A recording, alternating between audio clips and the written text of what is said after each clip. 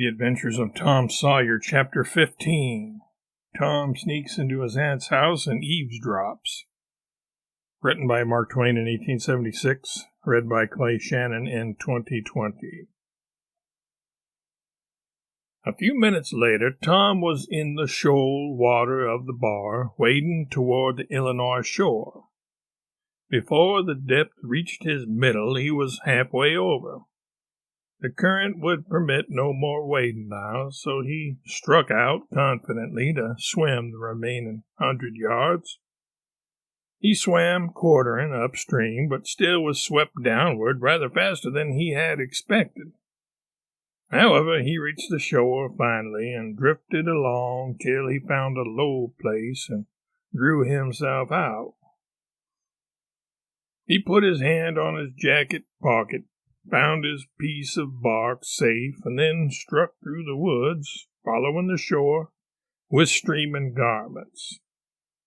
Shortly before 10 o'clock, he came out into an open place opposite the village and saw the ferry boat lying in the shadow of the trees and the high bank. Everything was quiet under the blinking stars. He crept down the bank, watching with all his eyes, slipped into the water, swam 3 or 4 strokes, and climbed into the skiff that did yawl duty at the boat's stern. He laid himself down under the thwarts and waited, panting. Presently the cracked bell tapped, and a voice gave the order to cast off.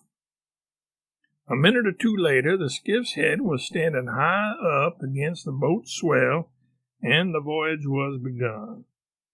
Tom felt happy in his success, for he knew it was the boat's last trip for the night.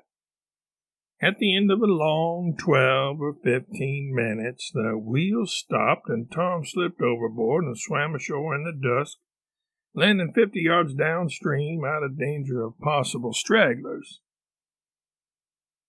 He flew along unfrequented alleys and shortly found himself at his aunt's back fence. He climbed over, approached the L, and looked in at the sitting-room window, for a light was burning there. There sat Aunt Polly, Sid, Mary, and Joe Harper's mother, grouped together, talking. They were by the bed, and the bed was between them and the door. Tom went to the door and began to softly lift the latch. Then he pressed gently, and the door yielded a crack. He continued pushing cautiously and quaking every time it creaked, till he judged he might squeeze through on his knees. So he put his head through and began, warily. "What makes the candle blow so?" said Aunt Polly. Tom hurried up. "Why, that door's open, I believe." "Why, of course it is. No end of strange things now. Go along and shut it, Sid." Tom disappeared under the bed just in time. He lay and breathed himself for a time, and then crept to where he could almost touch his aunt's foot. "But as I was saying," said Aunt Polly, "he warn't bad, so to say, only mischievous. Only just giddy and harum-scarum, you know. He warn't any more responsible than a colt. He never meant any harm, and he was the best-hearted boy that ever was." And she began to cry. "It was just so with my Joe, always full of his devilment and up to every kind of mischief. But he was just as unselfish and kind as he could be. And laws bless me to think I went and whipped him for taking that cream, never once recollecting that I throwed it out myself because it was sour.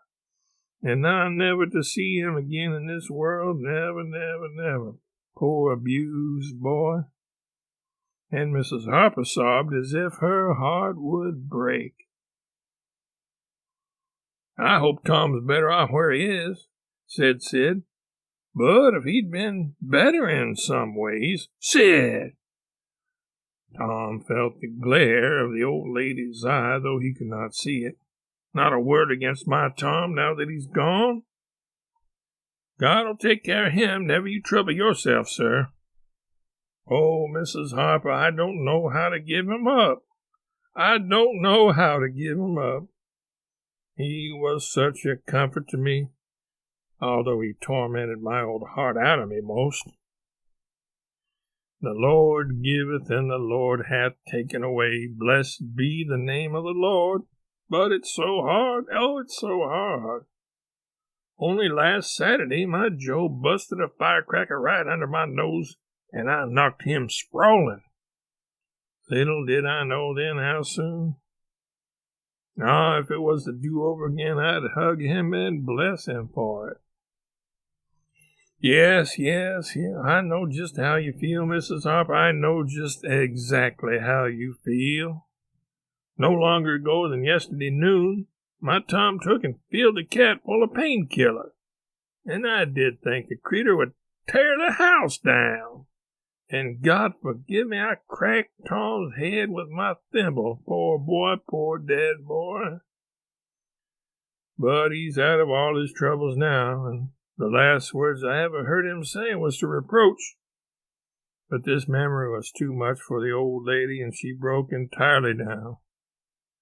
Tom was snuffling now himself, and more in pity of himself than anybody else.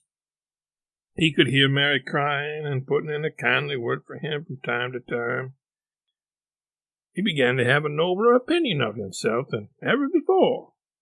Still, he was sufficiently touched by his aunt's grief to long to rush out from under the bed and overwhelm her with joy. And the theatrical gorgeousness of the thing appealed strongly to his nature, too.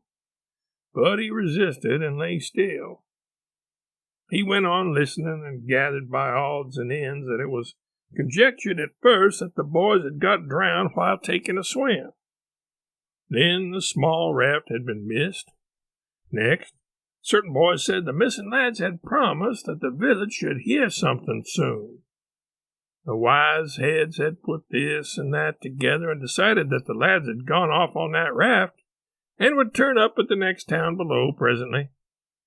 But toward noon, a raft had been found lodged against the Missouri shore some 5 or 6 miles below the village. And then hope perished. They must be drowned, else hunger would have driven them home by nightfall, if not sooner.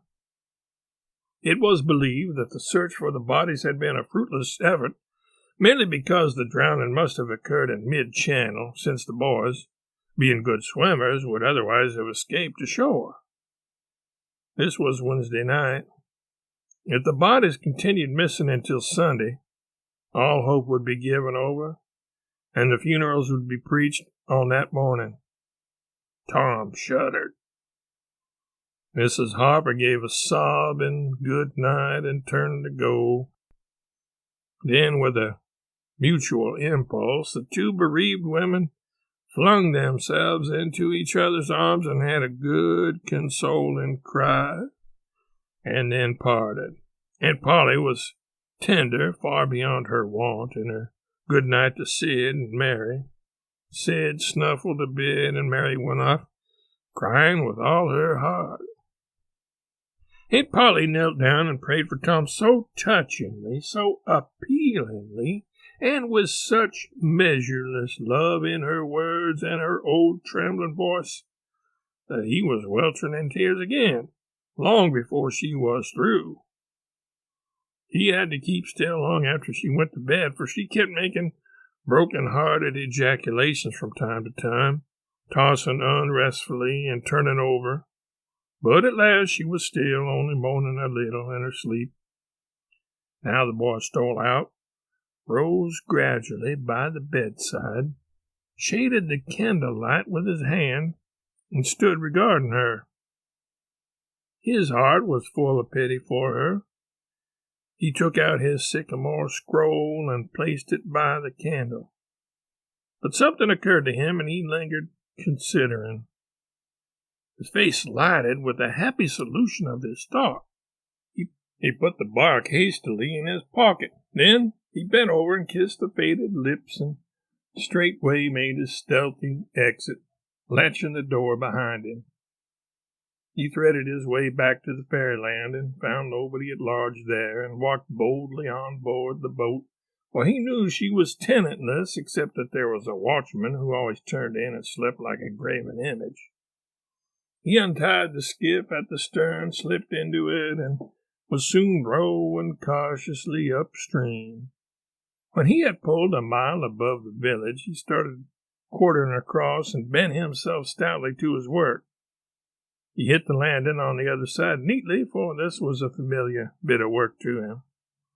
He was moved to capture the skiff, arguing that it might be considered a ship and therefore legitimate prey for a pirate. But he knew a thorough search would be made for it, and that might end in revelations. So he stepped ashore and entered the woods. He sat down and took a long rest, torturing himself meanwhile to keep awake, and then started warily down the home stretch. The night was far spent. It was broad daylight before he found himself barely abreast the island bar. He rested again till the sun was well up and gilding the great river with its splendor, and then he plunged into the stream. A little later he paused, dripping, upon the threshold of the camp, and heard Joe say, "No, Tom's true blue, Huck, and he'll come back. He won't desert. He knows that would be a disgrace to a pirate, and Tom's too proud for that sort of thing. He's up to something or other. Now, I wonder what." "Well, the things is ours anyway, ain't they?" "Pretty near, but not yet, Huck. The writing says they are if he ain't back here to breakfast." "Which he is!" exclaimed Tom with fine dramatic effect, stepping grandly into camp. A sumptuous breakfast of bacon and fish was shortly provided, and as the boys set to work upon it, Tom recounted and adorned his adventures. They were a vain and boastful company of heroes when the tale was done. Then Tom hid himself away in a shady nook to sleep till noon, and the other pirates got ready to fish and explore.